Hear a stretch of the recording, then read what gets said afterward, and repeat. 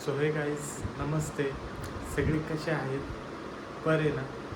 So आजपासून मी माझ्या नवीन YouTube चॅनलला सुरुवात करतो आहे आणि हा माझा पहिला ब्लॉग आहे. सो सगळ्यांनी प्लीज सपोर्ट करा आणि जास्तीत जास्त सबस्क्राईब करा माझ्या चॅनलला.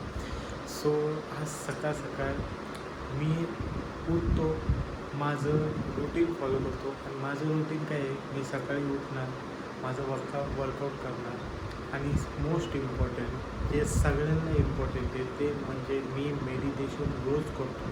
आणि गाईज तुम्हाला सुद्धा करायला पाहिजे मेडिटेशन, कारण की मेडिटेशनने खूप माइंड रिलॅक्स होतं, आपला पूर्ण दिवस चांगला जातो. आणि ऑल्सो अनुलोम विलोम हे पण मी करतो, हे तुम्ही पण करा.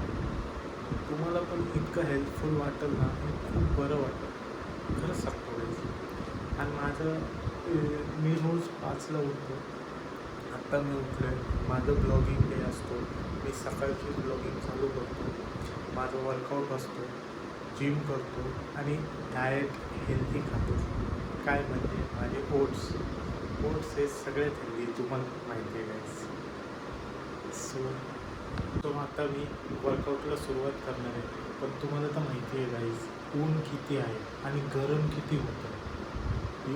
सो सगळ्यांनी काळजी घ्या आणि घरातनं बाहेर निघताना सगळे काळजीपूर्वक निघा, कारण की इतकं ऊन आहे ना गाईज, इतकं ऊन. आणि माझा जॉब तर असा आहे ना गाईज, मला दिवसभर बाईकवरच फिरावं लागतं. ते तर मी तुम्हाला दाखवलंच की मी कसं फिरतो, माझा जॉब कसा आहे. पण ते म्हणतात ना की बाहेर निघताना काळजीपूर्वक निघा, कारण की इतकं ऊन आहे ना गाईज, खूप जास्त ऊन आहे, खूप जास्त. आणि जेवढं जास्त होईल ना तेवढं जास्त पाणी घ्या. सो चला आता आपण वर्कआउटला सुरुवात करू. आणि मी वर्कआउट म्हणजे काय, मी जिमला जात नाही, कारण की मला तेवढा टाईमच भेटत नाही गाईज. तो मी काय करतो, टाईम मी घरातच वर्कआउट करतो. आणि तुम्हाला माझे वर्कआउटचं सामान दाखवतो. मी ते ऑनलाईन मागवलं होतं, ते तुम्ही पण मागवा.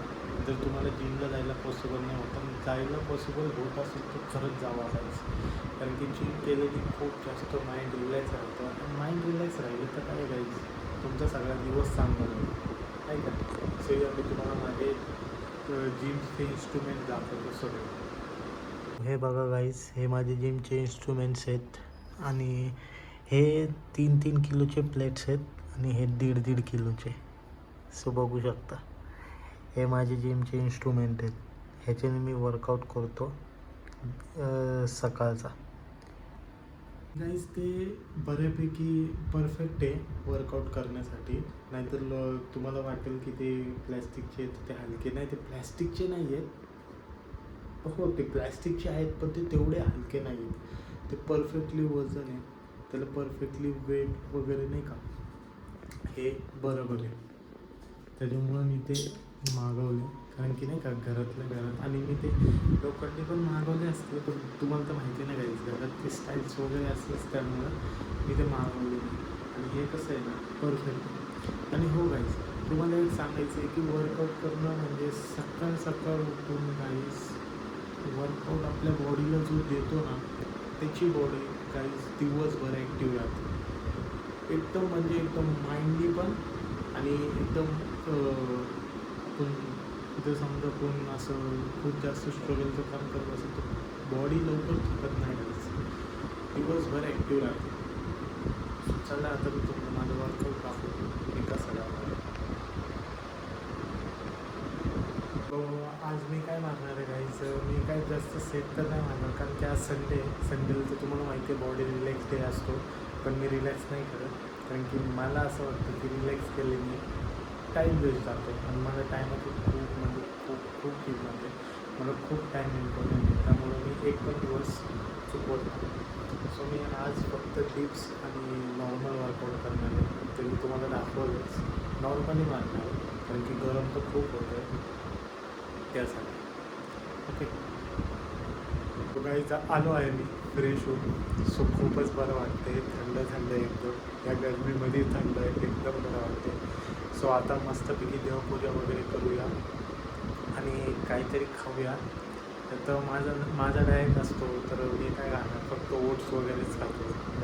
तुम्हाला पण सकाळचं हलकं फुलकंच खायला पाहिजे, कारण की त्याच टायमाला आपली जी डायजेस्टिव्ह सिस्टीम असते ती एकदम प्रॉपर वर्क करते ना दिवसभर. नंतर सकाळ सकाळ काहीतरी हेवी खाल्लं की मग ते परत तेच पोट दुखणं, बाकीचे सगळे आजार.